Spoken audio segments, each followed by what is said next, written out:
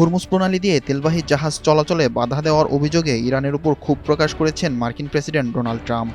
স্থানীয় সময় বৃহস্পতিবার ৯ এপ্রিল রাতে নিজের মালিকানাধীন সামাজিক যোগাযোগ মাধ্যম ট্রুথ সোশ্যালে দেওয়া এক পোস্টে তিনি তেহরানের এই ভূমিকাকে অসম্মানজনক বলে অভিহিত করেন। ট্রাম্প পোস্টে লেখেন, হরমুজ প্রণালী দিয়ে তেল চলাচলের অনুমতি দেওয়ার ক্ষেত্রে ইরান অত্যন্ত নিম্নমানের কাজ করছে। কেউ কেউ একে অসম্মানজনকও বলতে পারেন। আমাদের মধ্যে যে চুক্তি হয়েছে এটি তার প্রতিফলন নয়। উল্লেখ্য, ২ সপ্তাহের সাময়িক যুদ্ধবিরতি চুক্তির অন্যতম প্রধান শর্ত ছিল হরমুজ প্রণালী আন্তর্জাতিক বাণিজ্যের জন্য উন্মুক্ত ও নিরাপদ রাখা।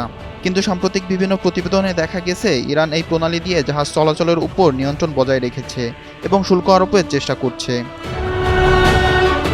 বাজার বিশ্লেষকদের মতে, যুদ্ধ শুরুর আগে প্রতিদিন এই জলপথ দিয়ে শতাধিক কার্গো জাহাজ যাতায়াত করত, কিন্তু যুদ্ধবিরতির পর এখন পর্যন্ত মাত্র ২টি তেল বা গ্যাস ট্যাঙ্কার এই পথ অতিক্রম করেছে। মেরিটাইম ট্রাফিক ডাটা অনুযায়ী এখনও ৪ শতাধিক ট্যাঙ্কার এই অঞ্চলে আটকা পড়ে আছে। বিপ্লব শেখ, এনটিভি অনলাইন।